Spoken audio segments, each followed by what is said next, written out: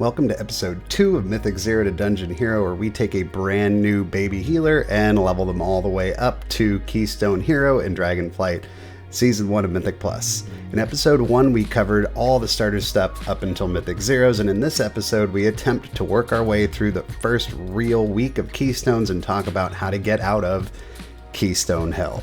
Let's start with the goal. If we want to push rating, you need to understand how rating works. Sure, it would be great to just head straight into plus 15s or whatever because you think you're a good player, or maybe you already know all the mechanics, but in reality, no one's going to take you at item level 370 or whatever and no dungeon score, so you have to work your way up and build up your street cred a bit. To fast track that, you want to try and complete, and preferably time, a key in each of the 8 dungeons. Having 0 score in anything is going to really bring your score down. Your dungeon score is a sum of your performance in each dungeon in both tyrannical and fortified weeks, so the easiest way to raise it is to have at least some rating in both versions of every dungeon. Start with whatever is comfortable for you that you can actually get into, whether that's a 2 or a 5 or a 10 or whatever. We want to try and complete a key in each dungeon in both fortified and tyrannical weeks to get a respectable score. Personally, I started in the 7s and after about a week of on and off playing, finished in 15s. Usually the fact that you're a healer will make things a little bit easier for you, but if you're struggling to find a group at all, you can always run your own key. I did a combination of my own key and joining groups, but I did advertise my main score a bit in the notes section to expedite the process a bit. I went in with a plan. I practiced my disc damage rotation on target dummies and was looking forward to popping off in these lower keys. But then reality struck. I'd forgotten about the additional affix you deal with in lower keys, your teammates. This is true for all healers, but probably more so for discipline than any of them. Low keys do not go according to plan, and you need to be able to react to some of the dumbest possible things you've ever seen in a video game. These folks don't give about anything. Mechanics be damned. Expect literally all casts to get off. If there is a way to fail at a thing, at least one person will do so. I found key levels 9 to 13 to be literal key hell. These players are actually the scariest because they think they know what they're doing. Remember those death announcements we talked about in episode 1? Yeah, turn those on. I'm not sure these guys can read, but at least you'll feel better knowing they died to something stupid. If things don't go well, they will start to eat each other alive in chat. Stay out of it. These keys felt like babysitting a bunch of monkeys hopped up on PCP and bath salts. I'm not kidding, my actual best advice for this key range is just to get out as quickly as you can. Do your own keys, scrounge for every possible piece of gear you can get your hands on, and get out. In all seriousness though, I found this range frustrating because I felt I couldn't play disc the way it's supposed to be played, but what I realized is that I was better off being able to adapt to lots of unexpected damage going out than learning a rigid rotation, and it probably helped me in the end, as much as I hate to admit it. I actively tried to carry affixes as much as I could when it was necessary, just sort of went into each group focusing on myself and what I could do to make the run successful, rather than worry about what other players could do to ruin it. I think in team games, especially ones that involve a rating, it's really easy to say, man, if I just had better teammates, I would be so much higher. But the thing is, you kind of have to earn the right to play with those better players, so you are going to need to carry a bit. Honestly, I think the best mindset you can have is just to look at every situation and say, what can I personally do to help this group get through this? Once I got into the 15 range, it seemed we'd seen the light at the end of the tunnel to some extent. I felt like I could actually play my spec instead of living in full panic mode all the time. Honestly, to get through Pug Hell, you need to kind of be willing to do the dirty work as far as mechanics and affixes and pretty much expect your group to do nothing. Even if you're worried about pushing into higher keys than this, I would actively work to get out of this key range because it is an absolute hellhole and you're not going to really get any better at the game in this kind of chaos. What it will do is build up something you're going to need if you're going to be a successful pug healer, and that's mental toughness and thick skin. If you go into every group rolling your eyes and just waiting for the next thing to go wrong, then chances are that's exactly what's going to happen. It's a self-fulfilling prophecy.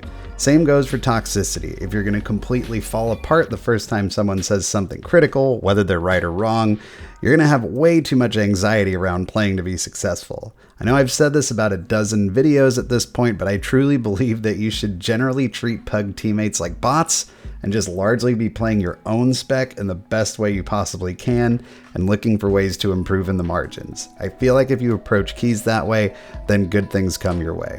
On the other hand, another way to get out of Pug Hell is to outgear it. Between the vault, keeping an eye on world quests and open world events and sparks, as well as begging for any cloth that dropped at the end of every run, I finally started to crawl my way into the high 380s for item level. It took a little patience, but I held off on using the catalyst until I actually had 4 pieces of gear to make 4 set. There's just really no reason to make your set pieces out of super low eye level gear until you have 4 pieces, because you never know what drop you're going to get at the end of a dungeon, or even worse, from the vault, that will make you wish you had waited to use those charges, and then probably drop a ton of valor upgrading them to max. Anyway, let's talk about disc a little bit. Compared to super low keys and Mythic Zeros, I learned a lot about the spec, as actual damage, sometimes a lot of it, was going out in these key levels. First and foremost, it's really important to prioritize your own survivability. And I don't just mean fade. Pain suppression, barrier, your single target shields go a long way in keeping yourself alive. Priest is super squishy, and I was pretty much always the lowest item level player in my group, and I could see unavoidable damage just chunking my health bar compared to the other players in the group. Secondly, I found some things about the way disc spells work in 5-mans kind of awkward, and made some simple macros to work around them. I thought it was really annoying how both Shadow Covenant and Radiance required a target, so for both those spells I just macroed them to always cast on myself. I could see where in raid environment maybe you wouldn't want that, but in 5-mans there's really no reason for you to spend an even fraction of a second targeting someone with these spells. I'll leave them in the description below if you're interested. In lower keys, I practiced my Shadow Covenant burst rotation quite a bit to make it second nature. That looks something like this. Try and build up your Hearth's Discipline and Atonements, Mindbender, Shadow Covenant, Schism, Mind Blast, Dark Reprimand, and from there you're just maintaining your dot and getting out as many torments from your Mindbender as you can.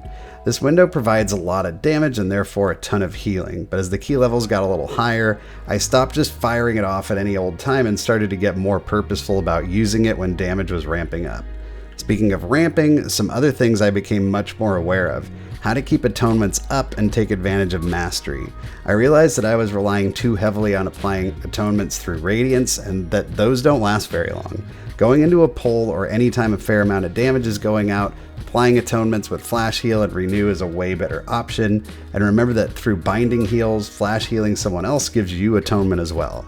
I needed to be flexible in weaving atonements and radiances within my burst windows to make sure my damage was actually healing people, instead of just trying to adhere to this super strict damage rotation. I also realized that even though I had been playing proactive healers like Voker and Druid, the ramping of Disc was a totally different animal. When I had atonements out and a Shadow Covenant window rolling on time, I could deal with anything pretty easily. But if I was late on that or allowed myself to fall behind, pushing the health bars back up was really difficult. So to manage this, I went into my DVM and made sure that I had timers visible for all big incoming damage events with time to spare, so I could be prepared to stomp them with discipline healing power. This was super helpful to some of my other healing specs too, and honestly, probably way overdue. My DVM profile, along with all other parts of my UI, are available to channel members, so check that out with the join button down below. So at the time of this video, my little disc priest has gotten over the KSM hump and is somewhere in the 2100s of rating.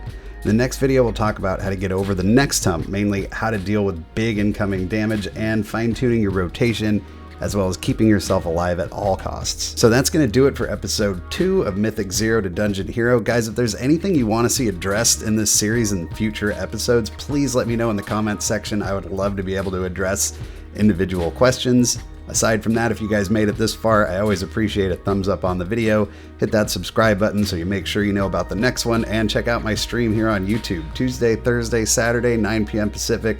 We have lots of fun playing all different kinds of healers. Go ahead and drop by, and until next time, happy healing.